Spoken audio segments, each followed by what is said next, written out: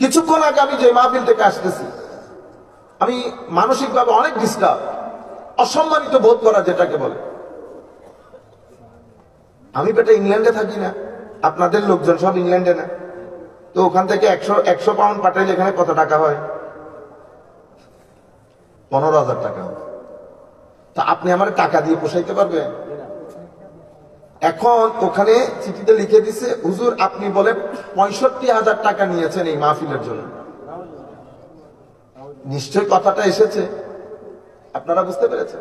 আমি এখানে এটা জাস্ট আপনাদেরকে একটা হিংস দিলাম। আমি আর একটু খোলাসা করে বলি। কিছুদিন আগে এক মাহফিলে গেছি, উসমান গনি সালি সাহেব হুজুরে গেছেন। তো ওখানে আমাকে এক দল আসছে আমার সাথে দেখা করতে, হুজুর আমাদের মাহফিল কিন্তু অমুক তারিখ। অমুক তারিখ তো আমার প্রোগ্রাম ফেনীতে, আমার তো আপনাদের সাথে কোনো প্রোগ্রাম, আমি দুই প্রোগ্রাম করবো না। কি বলেন হুজুর, আমি আপনাকে 1 বছর আগে দাওয়াত করছি। কোন হুজুরে দাওয়াত করছেন? আমি মনে করছি আমাদের ছাত্র আছে সাইফুল ইসলাম আজহারি, ডক্টর সাইফুল ইসলামকে দাওয়াত করছেন। খনা হুজুর আপনাকে দাওয়াত করছে। আল্লাহ, কোন ফেরেশতা পাঠায় দাওয়াত করছে? হুজুর আপনাকে দাওয়াত করি নাই, শুধু আপনাকে 12,000 টাকা অ্যাডভান্সও দেওয়া হয়েছে। ইন্না লিল্লাহি ওয়া ইন্না, এগুলো আমি আপনাকে এমনিতে হেসে এগুলো গায়ে লাগতেছে আমার। অ্যাডভান্স যারা নেই আমি তাদের দোষ দিচ্ছি না, তারা নেই, তাদের জন্য জায়েজ, কারণ এখানে অনেক ধরনের ঘটনা ঘটে। আমি এখন না বুঝতেছি কি ঘটনা ঘটে। আমি বলতেছি না, আমার সাথে তো যেই ব্যক্তির ব্যাপারে কথা বলতেছে ও মাহফিলে ছিল, তাকে আমি 2 মিনিট আগেও দেখছি, আমার সাথে খাইছে, সে দেখি এখন নাই হয়ে গেছে। তাহলে তাকে ডাকো, হুজুর ও তো নাই। আচ্ছা, তো হুজুর ওই ব্যক্তিরে আমরা এত টাকা দিছি। আল্লাহ, ইন্না লিল্লাহি ওয়া ইন্না, ঘটনা খুব খারাপ না? এবং সে আপনার এত টাকা ফিস বলছে। ইন্না লিল্লাহি, আল্লাহ এত টাকা ফিস, এত টাকা আমি জানি না। আচ্ছা যাই হোক, পরে শেষ পর্যন্ত না করতে করতে কিন্তু মানুষ যারা দাওয়াত করছে অনেক মহব্বত নিয়ে দাওয়াত করছে। তাদের শান, আমি নিয়তের কথা বলছি না আপনাদেরকে। নিয়তের কারণে কি হয় দেখেন, আমি এটা নাই করে দিচ্ছি, হবে না। সেই দিন আমার প্রচন্ড দাঁতের ব্যথা, আমরা ফেনীর প্রোগ্রামে যাচ্ছি, প্রতিমধ্যে ওদের একজনে ফোন দিছে, হুজুর 10 মিনিট যদি একটু এসে দেখা করে দিয়ে যেতে পারেন, আমাদের ইজ্জতটা বেঁচে যায়। আমার মাথায় আসলো, দূর এত মহব্বত করছিল, বিসমিল্লাহ যা। তো গাড়ি নিয়ে গেছে, অনেক কষ্ট হয়েছে, গিয়ে যতটুকু পারছি কথাবার্তা বলে ওরা অনেক খুশি। ওরা, আমি তাদেরকে বললাম, বেটা আমার নাম দিয়ে যতক্ষণ আমার নাম দিয়ে প্রথমে অ্যাডভান্স, এটা কিয়ামতের দিন সকালও হবে না। আমিন বলেন না? তারপরে কেউ যদি আপনাদের কাছে এই পরিমাণ ডিমান্ড, আমার এত টাকা দিতে হবে, বুঝতে পেরেছেন, সেটাও হয় না। কিন্তু আমাদের এখানে এই যে কিছুক্ষণ আগে এই ঘটনা 1বার 2বার না, অসংখ্যবার ঘটছে। এটা উচিত না। আচ্ছা, এখন আমি আপনাদেরকে আরেকটি দেখাই।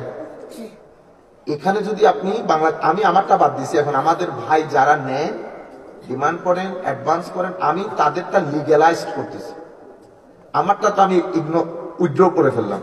আপনি জিজ্ঞেস করতে পারেন, হুজুর তারা করে যে সমস্যা হচ্ছে কি জানেন? ধরেন আমাদের এমদাদ সাহেব আসছে, হাওয়ার মধ্যে কি চলে আসছে, গাড়ি আনতে হয়েছে, সাথে মানুষ আছে। একটা গাড়ি চট্টগ্রাম থেকে এখানে সিলেট আসলে 8-8.5 ঘন্টা, 9 ঘন্টা পর্যন্ত লেগে যায়। ঠিক আছে, সে কি অল্প টাকাতে চলে আসছে? তারপরে মানুষ আসে, সাথে নাস্তা পানি আছে। আমাদের একটা জেনারেল মেন্টালিটি হচ্ছে, আমি আমার আব্বার সাথে এটা নিয়ে কথাবার্তা বলতে, আমার আব্বাও বলতেছেন, বেটা বাংলাদেশের মানুষের মেন্টালিটি হচ্ছে, তুমি যদি ডিমান্ড করো দিবে, যদি ডিমান্ড না করো তাইলে হাতটা দোয়াই দিবে। তাহলে কেমনে? তো উনি ইনকাম ট্যাক্সের কমিশনার, স্বাভাবিক বড় বড় কেস করেন। তো উনি আমাকে বলতেছেন, যে কিছুদিন আগে একটা কেস করলাম, তো আমার 2 মাস সময় লেগেছে।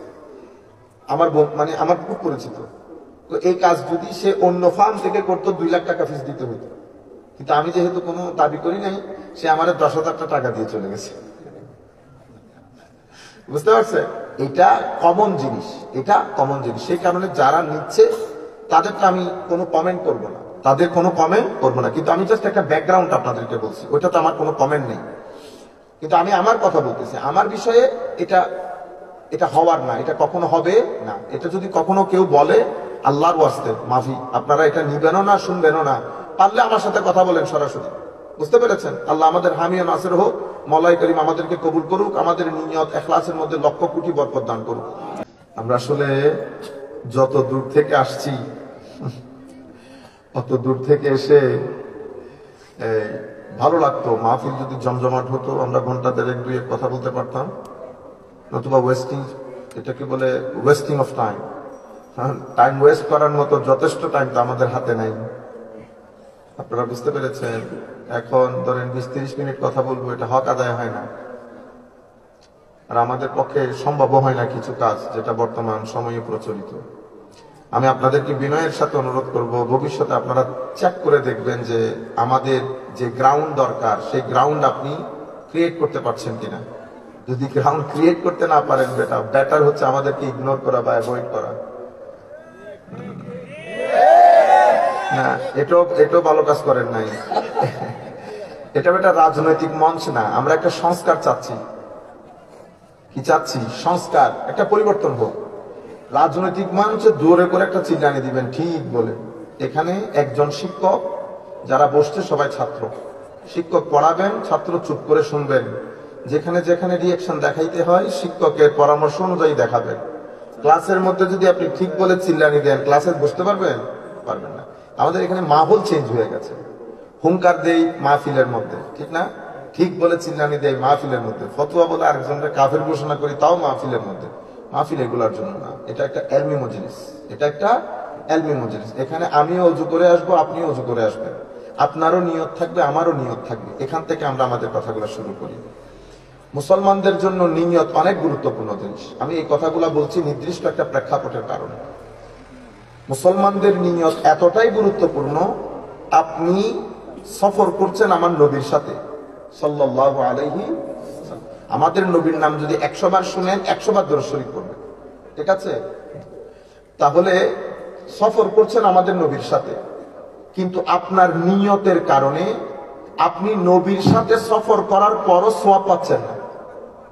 অনেক বড় কথা না? কার সাথে সফর করতেছেন? ইমামুল মুরসালিন নবী। মানে আপনারা, আমরা তো ছোট পুকুরের মাছ, আমাদেরকে রাখেন। আল্লাহর জগতের মধ্যে সর্বশ্রেষ্ঠ হচ্ছেন আম্বিয়ায়ে কেরাম, ঠিক না? আম্বিয়ায়ে কেরামের মধ্যে সর্বশ্রেষ্ঠ উলুল আজম, হাই র্যাঙ্কের যারা নবী রাসূল, মুসা আলাইহিস সালাম, ঈসা আলাইহিস সালাম, ইব্রাহিম আলাইহিস সালাম, ইনারা নূহ আলাইহিস, হাই র্যাঙ্কের নবী। ইনাদেরও যিনি প্রধান মুহাম্মদুর রাসূলুল্লাহ সাল্লাল্লাহু আলাইহি ওয়াসাল্লাম। তো আমার নবীর সাথে সুহবতে সফর করছেন, কিন্তু সওয়াব পাইতেছেন না। কেন? নিয়তের কারণে। আমার নবী হাদিসে পাকের মধ্যে, এই জন্য এটা আমাদের বিখ্যাত হাদিস, আমাদের যাবতীয় কাজ নিয়তের উপর। আমি যদি কোটি টাকা আপনাকে দিয়ে দেই, নিয়ত যদি আমার অন্য কিছু থাকে, আমার কোটি টাকাতে সওয়াব নাই। কিন্তু আমি যদি 1 টাকা আপনাকে নিয়ত করে দেই, এটাতে সওয়াব আছে, এটাতে সওয়াব আছে। আমি কেন বললাম এই কথা? আমার নবী সাল্লাল্লাহু আলাইহি ওয়াসাল্লাম হাদিসে পাকের মধ্যে ইরশাদ করছেন, নিয়াতুল মুমিন খায়রুম মিন আমালিহি। মুমিনের নিয়ত তার আমলের চেয়ে উত্তম, তার আমলের চেয়ে উত্তম।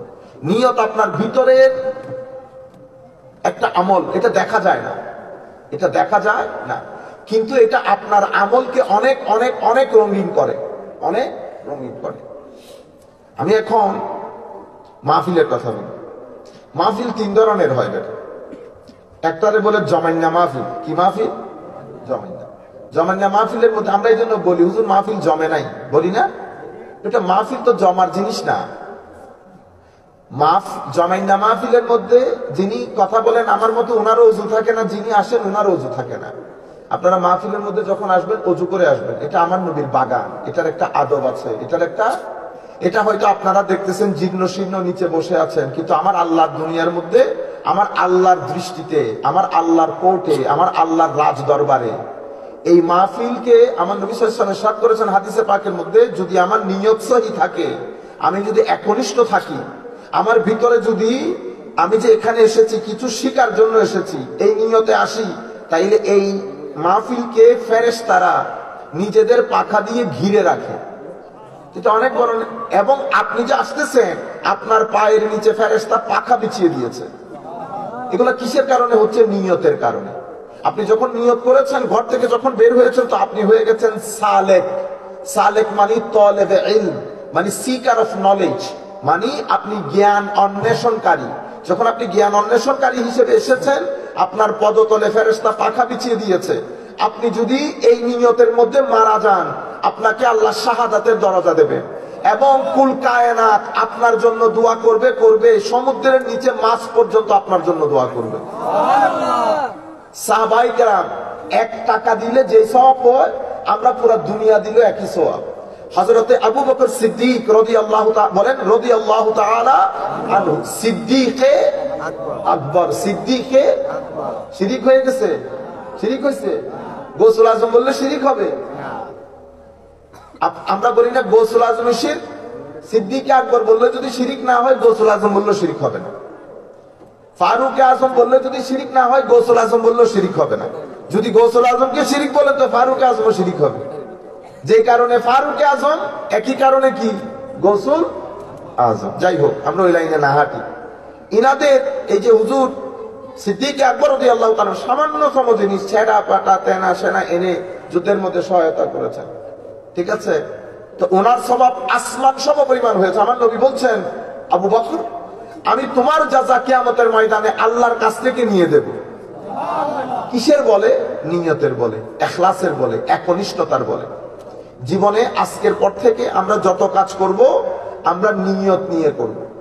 আমাদের এখান থেকে আস্তে আস্তে নিয়তগুলা খতম হয়ে যাচ্ছে। আমরা বড় বড় কাজ করে ফেলি, কোনো নিয়ত থাকে না। তাহলে মাহফিল জমানোর বিষয় না, ঠিক আছে? মাহফিল কিসের বিষয়? দুইটা জিনিস। একটা হচ্ছে আমি কিছু জ্ঞান করব, আলোচনা করব, আপনারা শুনবেন, এতে আপনার জ্ঞান বৃদ্ধি পাবে, ঠিক আছে? আরেকটা হচ্ছে হেদায়েতের মাহফিল। ওই হেদায়েতের মাহফিলকে বলে ওয়াজ। কি বলে? ওয়াজ। যিনি করেন উনি ওয়াইজ, কিন্তু আমি কি? আমি ওয়াইজ না। তাহলে আমি কে? আমি হচ্ছি আলোচক। বুঝতে পেরেছেন? আমি খিতাব করছি, খুতবা দিচ্ছি, আলোচনা করছি, বক্তব্য দিচ্ছি। তাইলে ওয়াজ আর আলোচনা দুইটার মধ্যে ফারাক আছে। ফারাকটা কি? মনে রাখবেন, ওয়াজ করার জন্য শুধু এলম থাকলে হয় না। ওয়াজ করার জন্য এলম লাগে, হিকমত লাগে। হিকমতের জন্য রাত্রে বেলায় আল্লাহর দরবারে তাহাজ্জুদের সিজদা দেওয়া লাগে, তাকওয়া পরহেজগারি লাগে, আখলাক লাগে, খৌফ এবং খশিয়ত লাগে, তাওয়াদু ইনকিসারি লাগে, সুফিয়ায়ে কেরামের সুহবত লাগে, মানুষকে সহযোগিতা করতে হয়, বড়দেরকে সম্মান করতে হয়। আল্লাহ রাব্বুল আলামিনের পক্ষ থেকে বিশেষ নূর যখন আপনার সিনায় এসে সিনা খুলে যায়, কি খুলে যায়? সিনা। তখন সেই ব্যক্তির ভিতরে মারেফত আসে, তখন ওনার চরিত্র পরিবর্তন হয়ে যায়, জবান পরিবর্তন হয়, মানুষটা অসম্ভব আল্লাহ ওয়ালা হয়ে যায়। তাহলে ওয়াজ করার জন্য আল্লাহ ওয়ালা হতে হয়। সেই কারণে পবিত্র কোরআনে একটা সূরা আছে, সূরা লুকমান।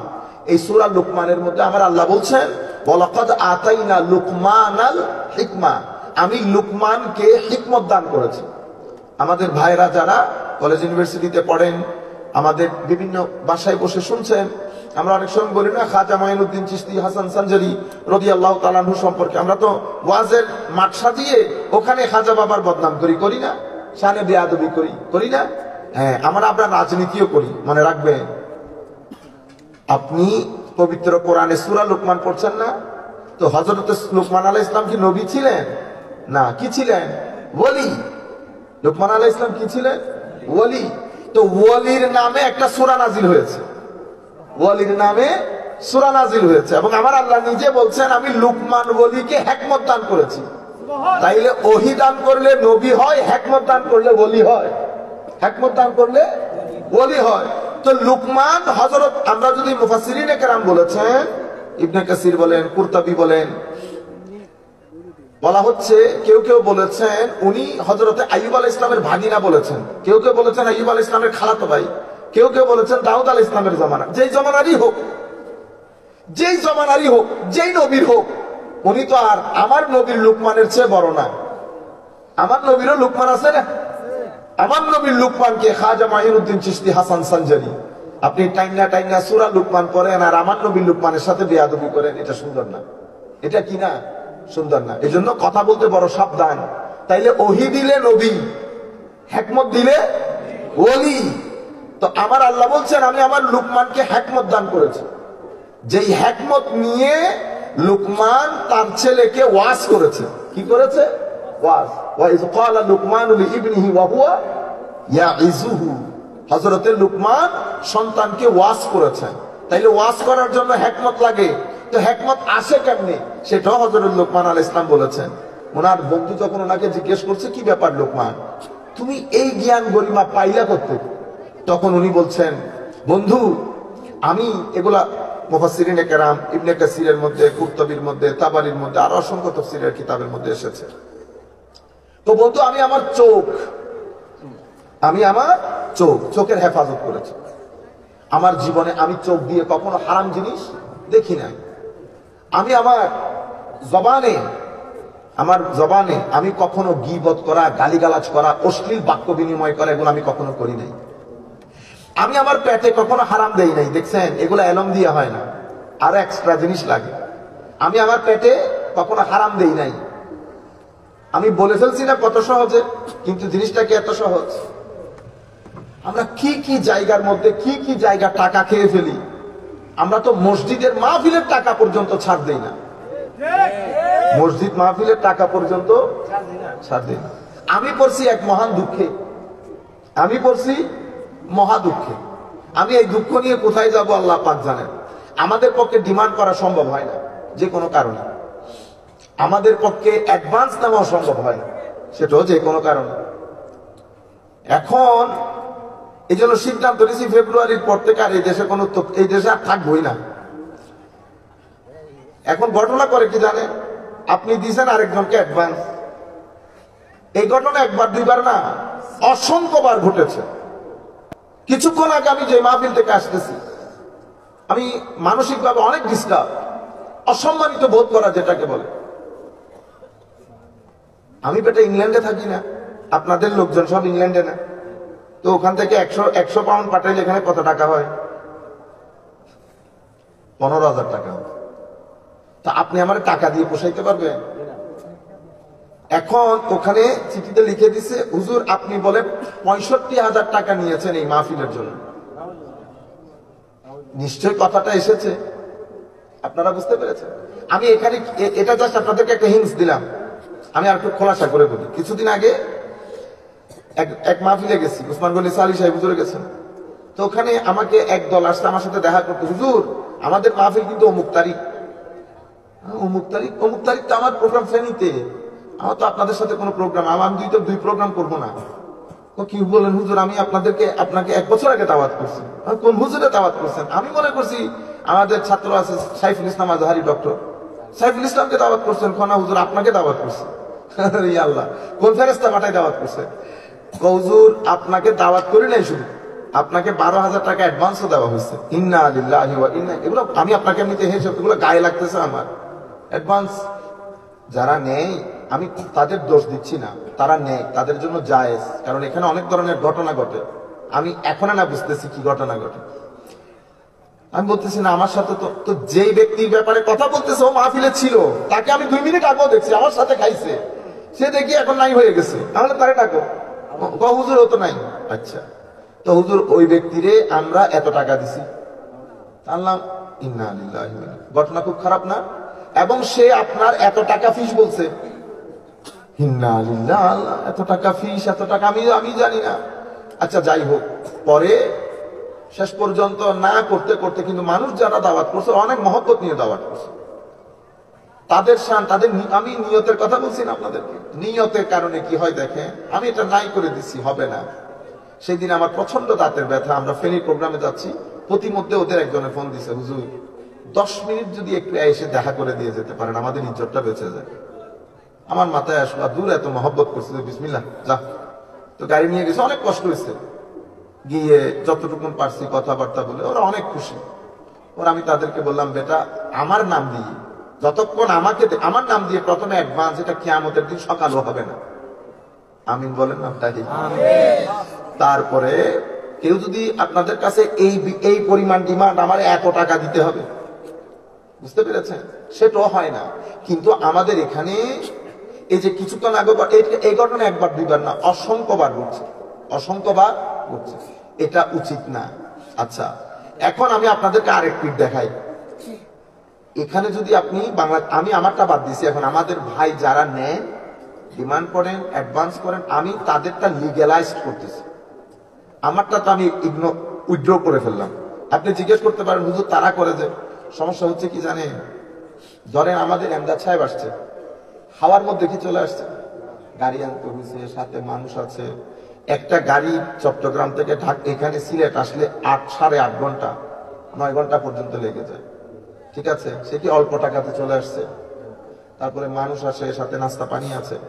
আমাদের একটা জেনারেল মেন্টালিটি হচ্ছে, আমি আমার আব্বার সাথে ওই এটা নিয়ে কথাবার্তা বলতে, আমার আব্বু বলতেছেন, বেটা বাংলাদেশের মানুষের মেন্টালিটি হচ্ছে তুমি যদি ডিমান্ড করো দিবে, যদি ডিমান্ড না করো তাইলে হাতটা দোয়াই দিবে। তাহলে কেমনে?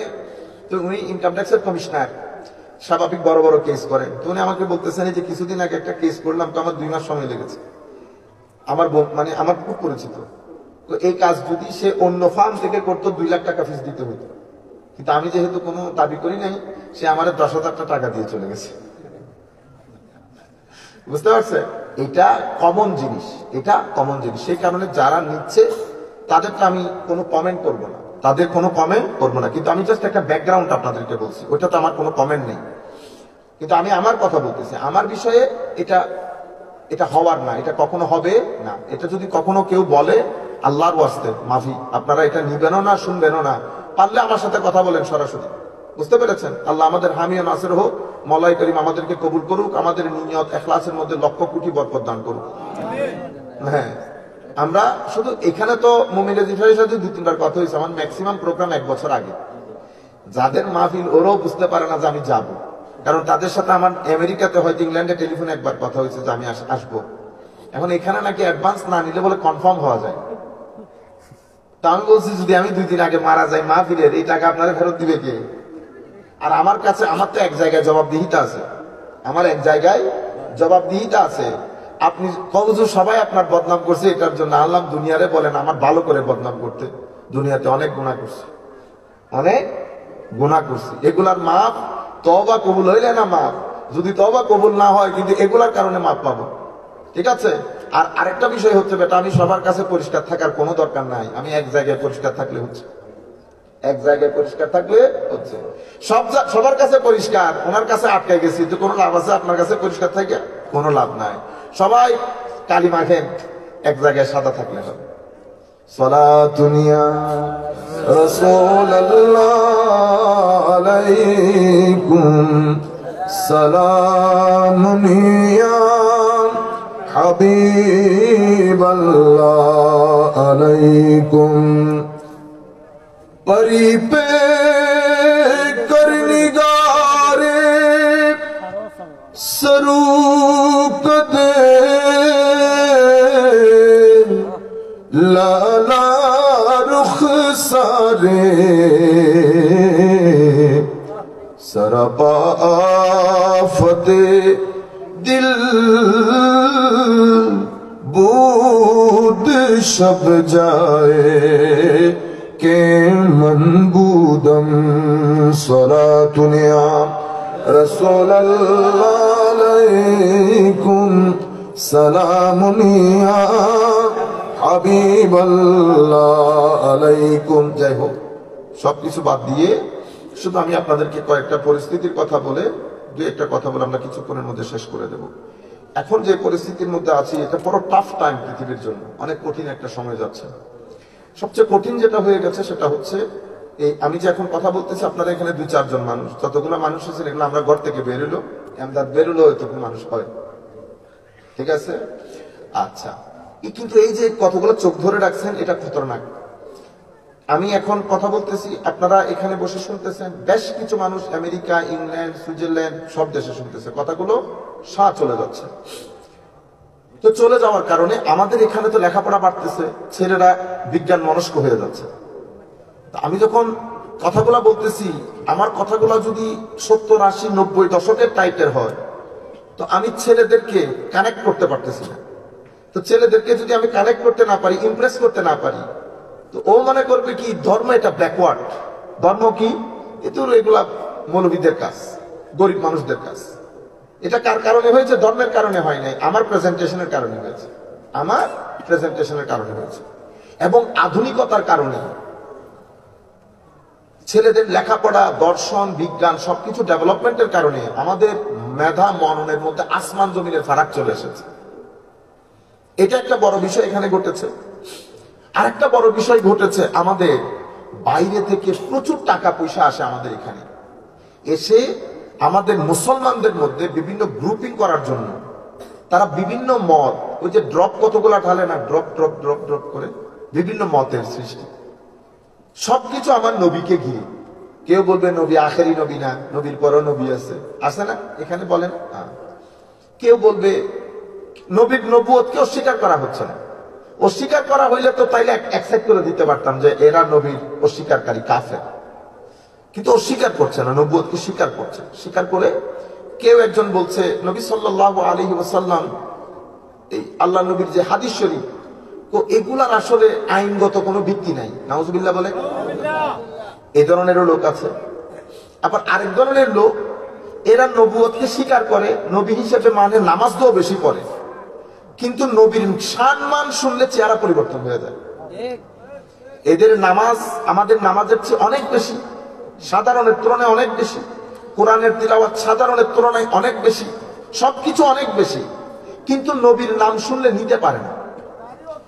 এরা আবার মাহফিলের মধ্যে বসে আরেকটা বড় দুর্ঘটনা যেটা ঘটছে গত 40 বছর ধরে বাংলাদেশে, 40 থেকে 50 বছর ধরে বাংলাদেশে একটা ট্রেন্ড শুরু হয়েছে তাফসীরুল কোরআন মাহফিল। কি মাহফিল? তাফসীরুল কোরআন মাহফিল। তাফসীরুল কোরআন মাহফিল দিয়ে আপনি যেমন, আমার কাছে একজন আন্তর্জাতিক মুফাসসিরের প্রায় 18টা ক্যাসেট ছিল, ওই যে ক্যাসেটগুলা, আমি ক্যাসেটগুলা ঘুরাই ঘুরাই শুনছি। আমার জীবনে আমি কোনোদিন ওনার মুখে ইবনে কাসির, তাবারি, রাজি, বাগাভি, সাদি, কুরতুবি, কাশশাফ, তারপরে আপনার মাজহারি বলেন, রুহুল বায়ান বলেন, মাআনি বলেন, জীবনে কোনোদিন শুনলাম না যে অমুক মুফাসসির এই আয়াতের ব্যাখ্যায় এই কথা বলেছেন। ওনারা কি করেন, ওনারা নির্দিষ্ট একজন ওনাদের দৃষ্টিতে একজন মুফাসসির আছেন, ওনার নামও নেন না, ওনার কিতাবের নামও বলেন না, কারণ ওনার কিতাবের নাম বললে মানুষ গ্রহণ করবে না, মানুষ বুঝতে পারবে না। তো ওনার তাফসীরকে সাধারণ হিসেবে কোরআনের তাফসীর বলে চালিয়ে দেন, নাম নেন না। কিন্তু ঠিক আছে, যেই মুফাসসিরের কথা, আমি নাম বলবো না, যেই মুফাসসিরের কথাটা বলে, ওনার সাথে উম্মতে মুসলিমার বেশ কিছু ব্যাপারে দ্বিমত আছে। যেমন উনি সাহাবায়ে কেরাম, উনি বলেন যে সাহাবায়ে কেরামের দোষ আছে। উসমানে গনি রাদিয়াল্লাহু তাআলা আনহু স্বজনপ্রীতি করেছেন, যেটা স্বজনপ্রীতি সেটা স্বজনপ্রীতি। উনি বলতেছেন আমার দৃষ্টিতে, মানে ওনার বড় দৃষ্টি, এটা উনি ওনার গবেষণায় বলছেন, আমরা ওই জায়গায় না যাই। তাইলে এই ধরনের তাফসীর করে সাধারণ মুসলমানের মধ্যে এই যে জিহাদ, বুঝতে পেরেছেন, খেলাফা, এগুলা বলে বলে মানুষকে উগ্র পন্থার দিকে ধাবিত করেছে। এই পুরো কাজটা করেছি আমরা তাফসীরুল কোরআন মাহফিলের নাম দিয়ে গত 40 বছর পর্যন্ত। এটা একটা বিষয়, এখানে একটা গ্রুপ উগ্র পন্থার দিকে চলে যাচ্ছে, শানে রিসালাতে বিয়াদবি হচ্ছে। আরেকটা দুর্ভাগ্যজনক হচ্ছে আউলিয়ায়ে কেরামের নামে, যে সমস্ত ওলি বুজুর্গের নামে আমাদের এখানে দিন প্রচারিত হয়েছে, প্রসারিত হয়েছে সাধারণ ছেলেদের ভিতরে, কারণ এরা তো এত কিছু জানে না। সাধারণ ছেলেদেরকে বোঝানো হয়েছে এই যে ওলি বুজুর্গের যে মাজার, এগুলার মধ্যে গেলে বেদাত হয়। কি হয়? বেদাত হয়। এগুলা বলে বলে শিরক, বেদাত, এগুলা বলে বলে ছেলেদের ভিতর থেকে মাজারাত বের করছে। দুইটা প্রবলেম। আরেকটা বড় সমস্যা হয়েছে, আধুনিকতার নাম দিয়ে আমরা অনেক বেশি অশ্লীল হয়ে গেছি। আমাদের ছেলেদের যে নাটক, ড্রামা, সিনেমা, এগুলার কথা বার্তা সব দিক থেকে অসম্ভব বেহায়াপনা যেটাকে বলে, এক কথায়। তাইলে আপনি চতুর্মুখী হামলার শিকার না? একদিকে আপনার আখলাক হুমকির সম্মুখীন, একদিকে আপনার আকীদা হুমকির সম্মুখীন, মানে কলমার মধ্যে লা ইলাহা ইল্লাল্লাহ মুহাম্মাদুর রাসূলুল্লাহ, দুইটাই হুমকির সম্মুখীন। আধুনিকতা, জ্ঞান বিজ্ঞান এসে আপনাকে বুঝাচ্ছে যে আল্লাহর কোনো দরকার নাই, বস আমরা কোন রকম টাকা ইনকাম করো, খাও ভালো করে, নামাজ দোয়ার দরকার নাই। আরেক দল মুহাম্মদুর রাসূলুল্লাহ সাল্লাল্লাহু আলাইহি ওয়াসাল্লামের উপর, মানে আল্লাহ রাসূলের শান মান অস্বীকার করতেছে না, কিন্তু আল্লাহ রাসূলের শান মানকে ইগনোর করে, আন্ডারএস্টিমেট করে, বেয়াদবি করে। এই ধরনের একটা চতুর্মুখী ইয়া।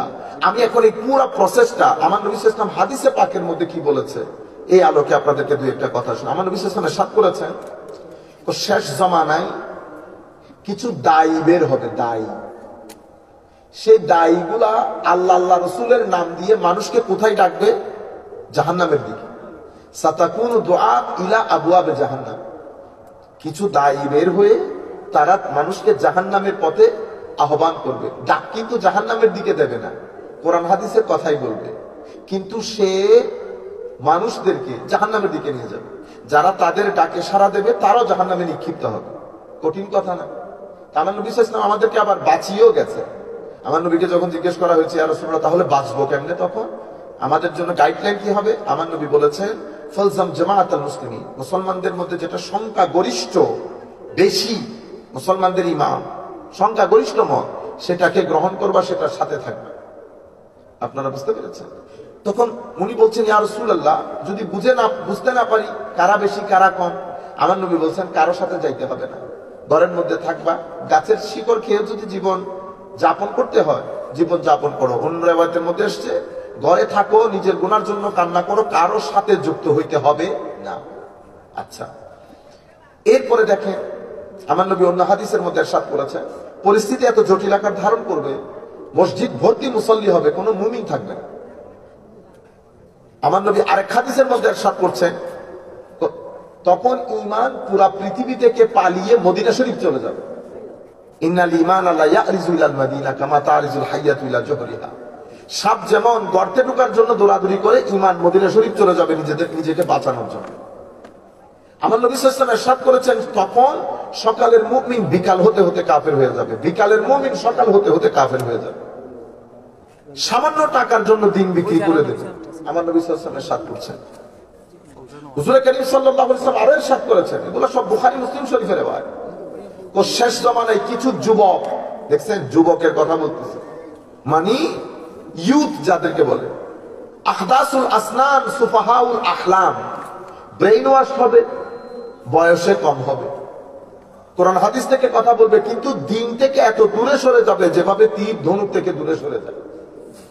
আমার নবী সাল্লাল্লাহু আলাইহি ওয়াসাল্লাম ইরশাদ করেছেন, তাদের মুখের কথা মধুর চেয়েও মিষ্টি হবে, কিন্তু অন্তরে এত ঘৃণা থাকবে নেকড়ে বাঘের মতো। পুরা পরিস্থিতি যদি আমরা দেখি, আমার নবী সাল্লাল্লাহু আলাইহি ওয়াসাল্লাম আরো ইরশাদ করেছেন, সেই সময় অশ্লীলতা অনেক বেড়ে যাবে, অনেক বেড়ে যাবে, হত্যা বেড়ে যাবে। আমার নবী সাল্লাল্লাহু আলাইহি ওয়াসাল্লাম ইরশাদ করেছেন, তিনটা জিনিসটা এমন ভাবে নাই হয়ে যাবে জমিনের মধ্যে, খুঁজেও পাওয়া যাবে না। কোন তিনটা জিনিস? আমার নবী ইরশাদ করেছেন, ইখলাস, একনিষ্ঠতা। এই যে আমি এতক্ষণ পর্যন্ত আপনাদেরকে নিয়তার একনিষ্ঠতার কথা বলছি, আর নবী সাল্লাল্লাহু আলাইহি ওয়াসাল্লাম ইরশাদ করছেন, আল্লাহর জন্য কাউকে ভালোবাসা, আল্লাহর জন্য কাউকে ঘৃণা করা, এটা জমিন থেকে একেবারে উঠে যাবে, ধুয়ে মুছে। মানুষ লাখ কাজ করবে, কোনো একনিষ্ঠতা, কোনো নিয়ত থাকবে না, যেটা বর্তমান যুগে হচ্ছে। মাহফিলের পর মাহফিল, লাখো মানুষের আগমন, ঠিক আছে, হচ্ছে, করছি, যাচ্ছে, কিন্তু কি কারণে করলাম, কি কারণে আসলাম, কোনো ঠিক ঠিকানা নেই। সম্মানিত উপস্থিতি, আমার নবী সাল্লাল্লাহু আলাইহি ওয়াসাল্লাম ইরশাদ করেছেন, দ্বিতীয় যে জিনিস, ও কোরআন বর্ণনাকারী বেড়ে যাবে। কোরআন সমঝনেওয়ালা, যারা বুঝে, তাদের সংখ্যা একেবারে কমে যাবে। আমার নবী ইরশাদ করেছেন, হালাল রুজি একেবারে নাই হয়ে যাবে। আমার নবী সাল্লাল্লাহু আলাইহি ওয়াসাল্লাম ইরশাদ করেছেন, সেই সময় আল্লাহ জমিন থেকে বড় বড় আলেমদেরকে মৃত্যু দিয়ে ইলম জমিন থেকে তুলে ফেলবে। তাইলে কিতাবপত্র থাকবে, হ্যাঁ কিতাবপত্র থাকবে, মাদ্রাসা থাকবে, জি থাকবে, মসজিদ খানে থাকবে, কি উঠে যাবে? তো উপকারী জ্ঞান উঠে যাবে। উপকারী জ্ঞান কাকে বলে? যে এতক্ষণ বললাম আপনাদেরকে হিকমতের কথা, এমন জ্ঞান যে জ্ঞান আপনাকে পরকালের দিকে ধাবিত করবে, আপনার ভিতরে লোভ লালসা দূর করবে, আপনার ভিতরে আল্লাহর ভয় ভীতি জাগরিত করবে, আপনাকে মুত্তাকি পরহেজগার বানাবে। এমন জ্ঞান সমাজ থেকে একেবারে উঠে যাবে। শেষ পর্যন্ত আমার নবী বলেছেন, কোনো আলেম থাকবে না, লা ইয়াবকা আলেমা, কোনো আলেম থাকবে না। ইত্তাখাযান নাস রুউসান জুহালা, মানুষ মূর্খ জাহেলদেরকে আলেম মনে করবে, আলেম মনে করে স্টেজের মধ্যে প্রধান অতিথি, প্রধান বক্তা। আমাদের এখানে তো এখন এক আজীব সমস্যা, গতকালকেও দেখেছি, গত পরশুও দেখেছি, উনি কে? উনি প্রধান অতিথি, তা আমি কি? আপনি প্রধান আকর্ষণ। তো উনি কে? উনি প্রধান আলোচক। মানে আমরা কেউ নিচে নামতে রাজি না। তাহলে ভাই প্রধান আকর্ষণ যেই, প্রধান অতিথিও সেই, প্রধান কথা তো কি, এত খরচ রাগ করে সবাই।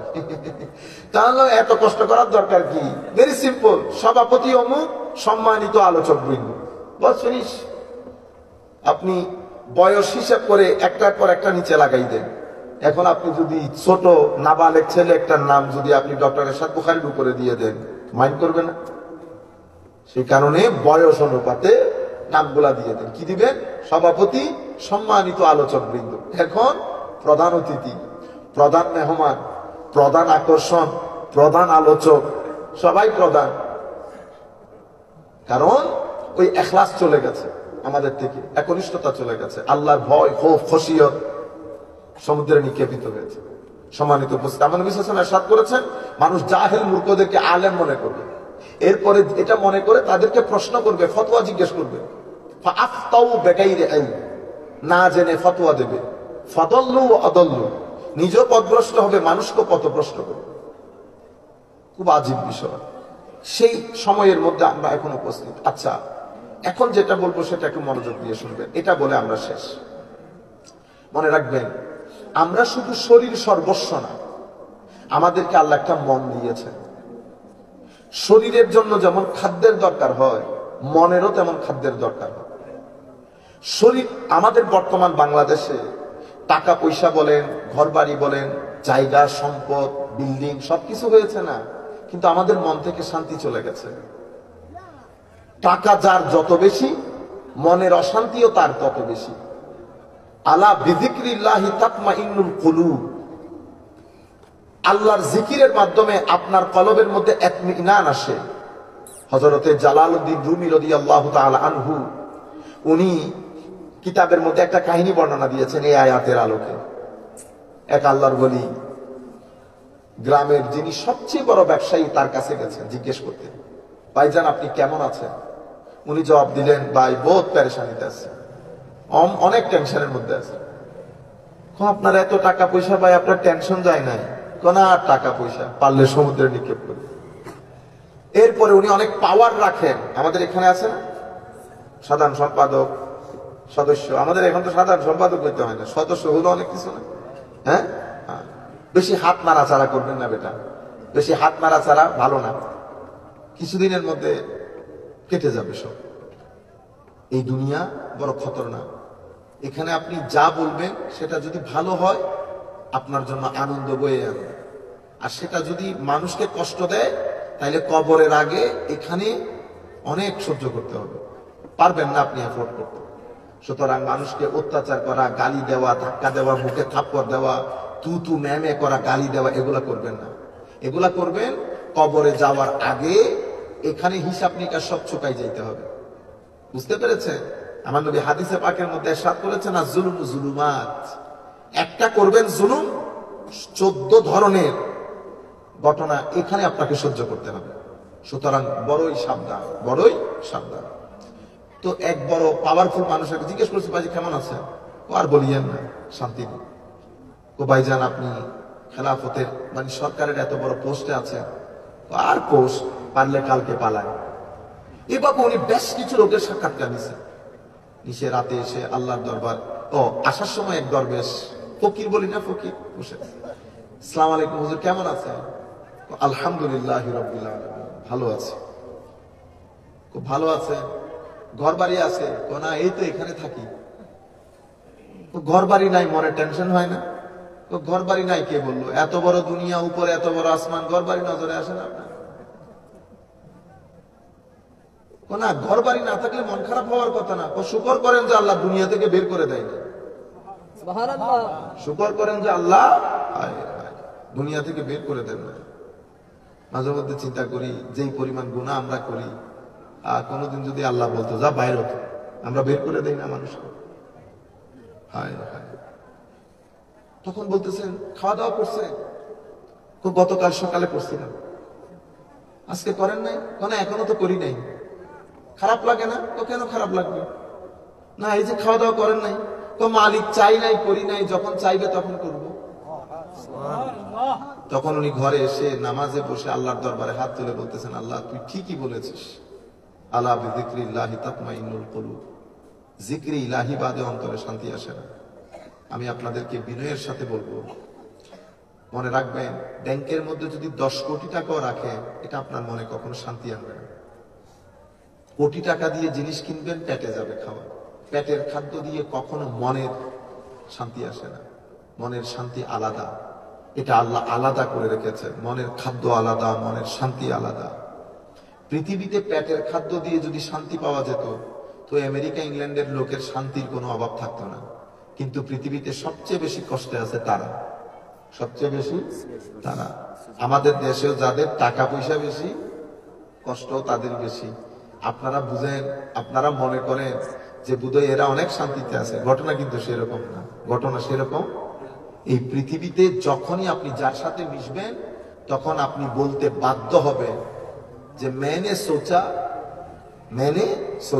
मेरे गम सबसे ज्यादा। আমি মনে করেছি আমার দুঃখ সবচেয়ে বেশি।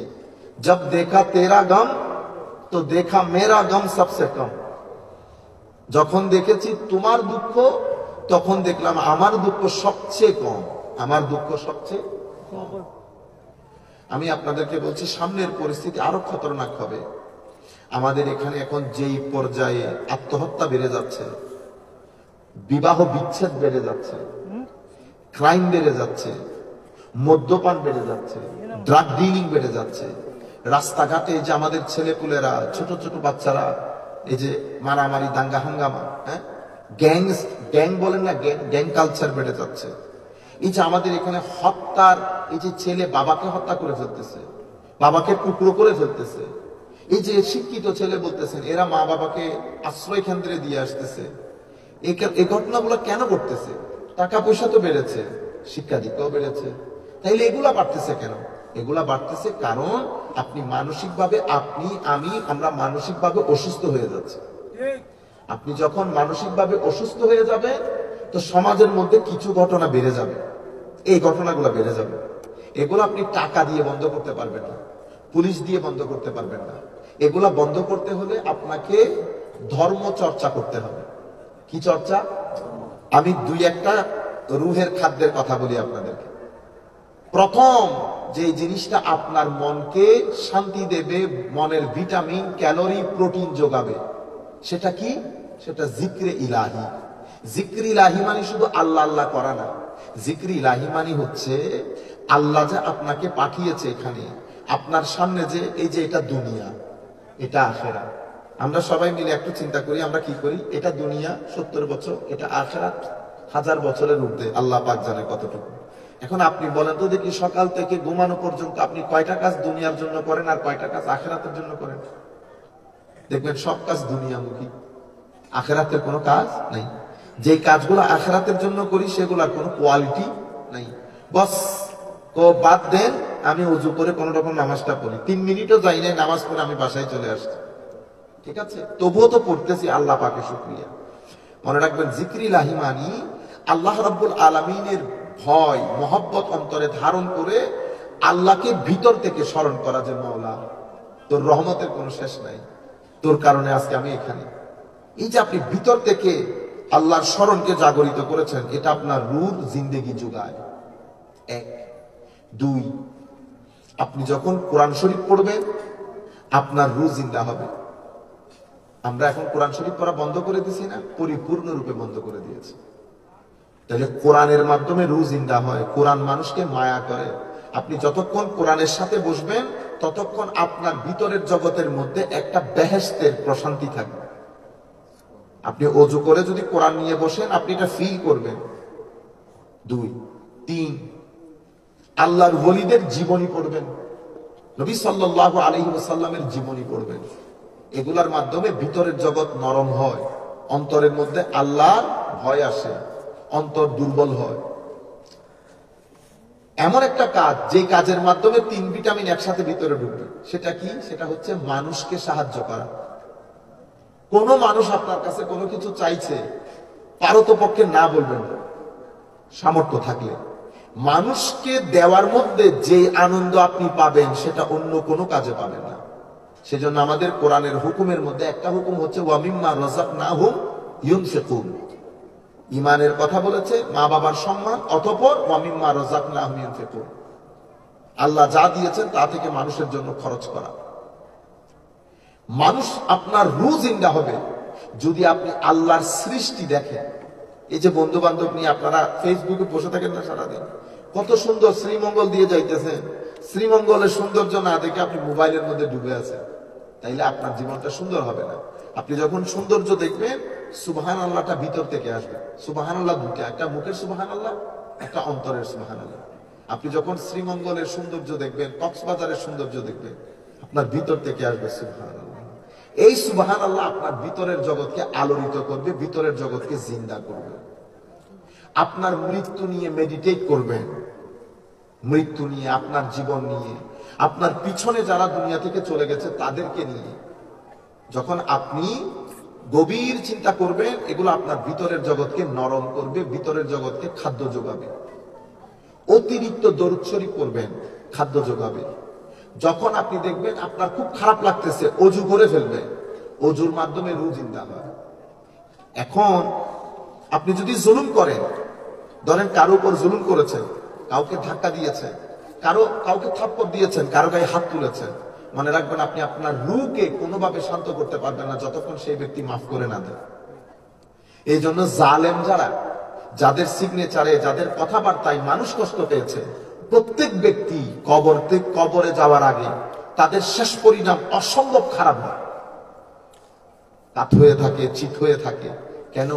কারণ আমার আল্লাহ গুনাহ মাফ করে দেন। আপনি যদি গুনার ক্ষমা চান, মাফ করে দেন, যত গুনাই হোক আমার আল্লাহ ক্ষমা করে দেন। কিন্তু আমার আল্লাহ জুলুম মাফ করেন না। লা ইয়াতরুকুহুল্লাহু শাইআ, এক বিন্দু পরিমাণ ছাড় দেন না।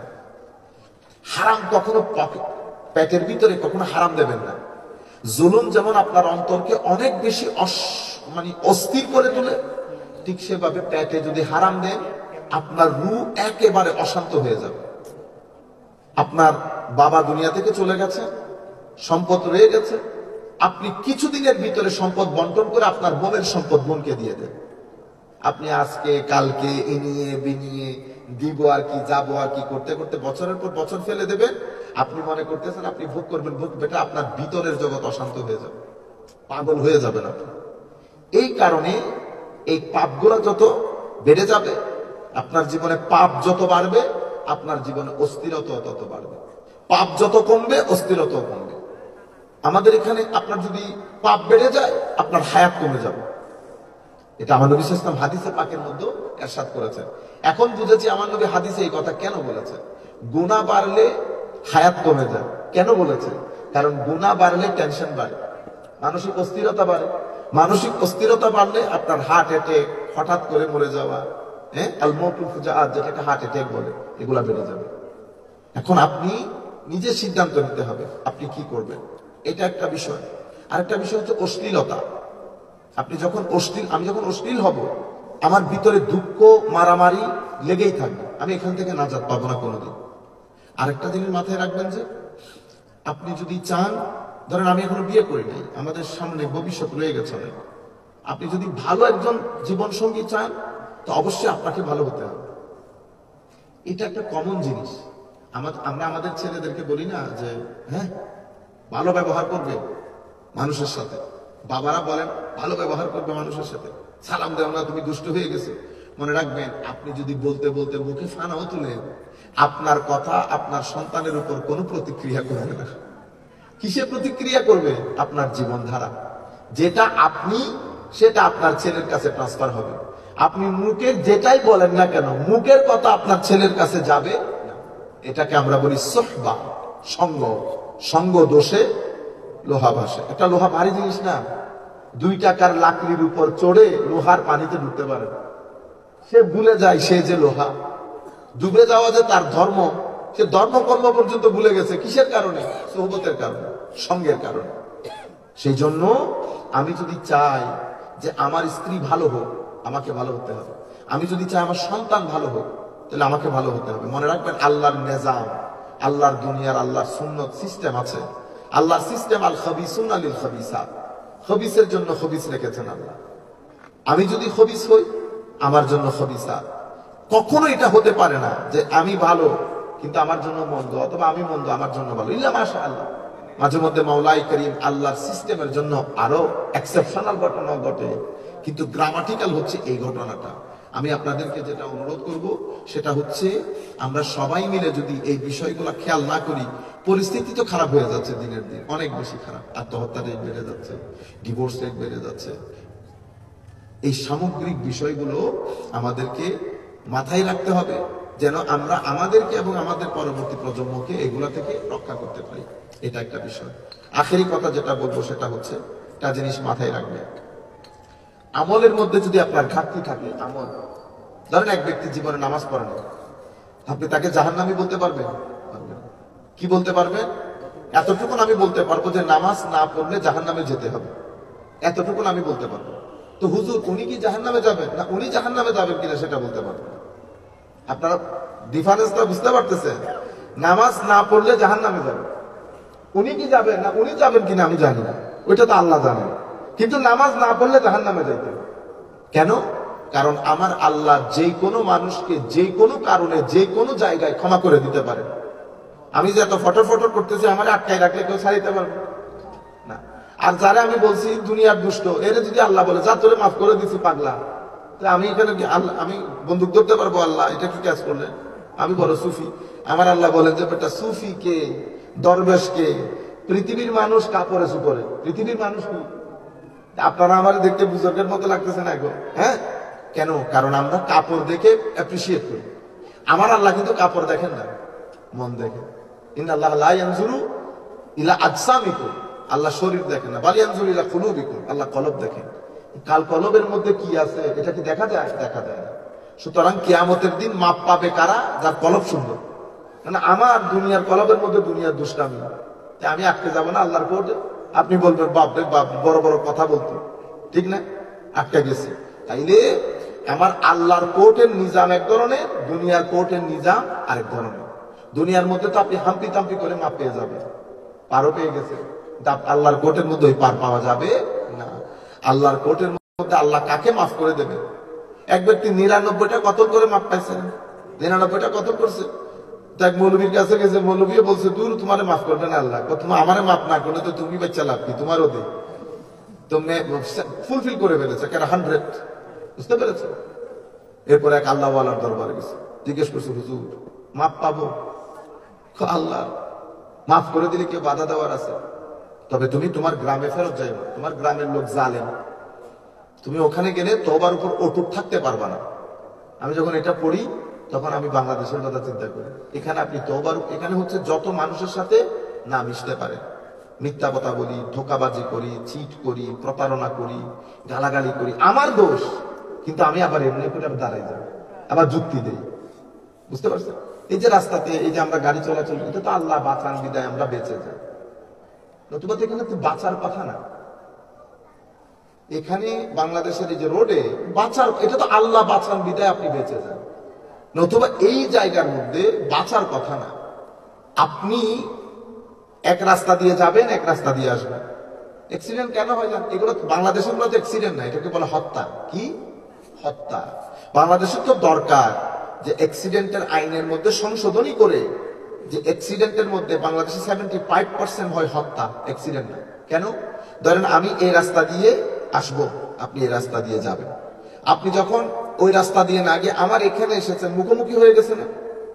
তো মুখোমুখি হওয়ার পরে আপনি আমারে ফেলায় চলে গেছেন, আমার ছোট্ট গাড়ি, আপনি বাস টেনে চলে গেছেন, আমি রাস্তার মধ্যে পড়ে মরে আছি। সে কি মনে করছে? অ্যাক্সিডেন্ট মনে করছে, নাম দিয়েছে কি পেপারও লিখছে অ্যাক্সিডেন্ট। এটা কি অ্যাক্সিডেন্ট? এটা তো অ্যাক্সিডেন্ট না, তো হত্যা করছেন আপনি। সেই পরিমাণ অরাজকতা আমাদের দেশে। হোটেলে যান আপনি একদিন হোটেলে খাবেন 2000 টাকা দিয়ে খান আর 10,000 টাকা, যে হোটেলে আপনি খাবেন, আপনি বাসায় এসে গ্যাস্ট্রিকের ওষুধ খেতে হবে। কেন? কই আপনি ঘরে খাইলে কি গ্যাস্ট্রিকের ওষুধ খান? তাইলে বোঝা যাচ্ছে আপনাকে 10 নাম্বারই খাওয়াইছে। বাচ্চাকে, একটা বাচ্চাকে আপনি দুধ খাওয়াইতে পারতেছেন, একটা জুসের প্যাকেট কিনতে পারতেছেন, বাইরে অনেক সুন্দর, ঠিক না? ভিতর অনেক খারাপ। তো আমরা বাচ্চা দুধের সাথে মিক্স করি, জুসে মিক্স করি, চকলেটে মিক্স করি, আমরা করি না কোন কাজ করি না?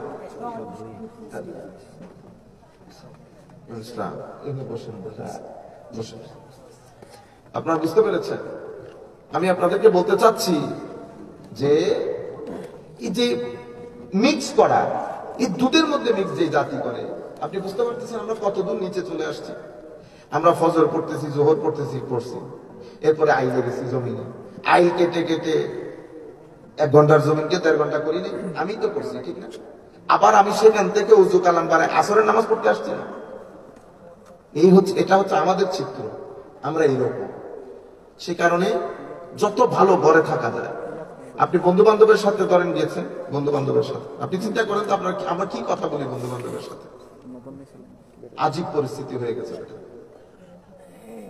আমরা তো মসজিদের তালা ভেঙে খেয়ে ফেলতেছি না।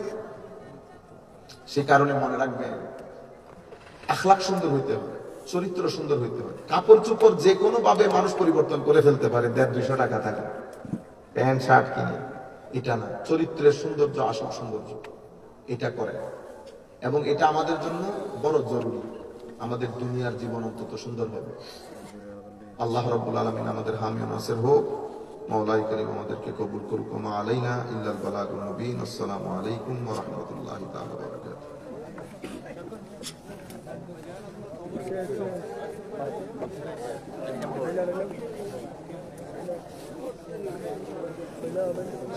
ভালো আছে?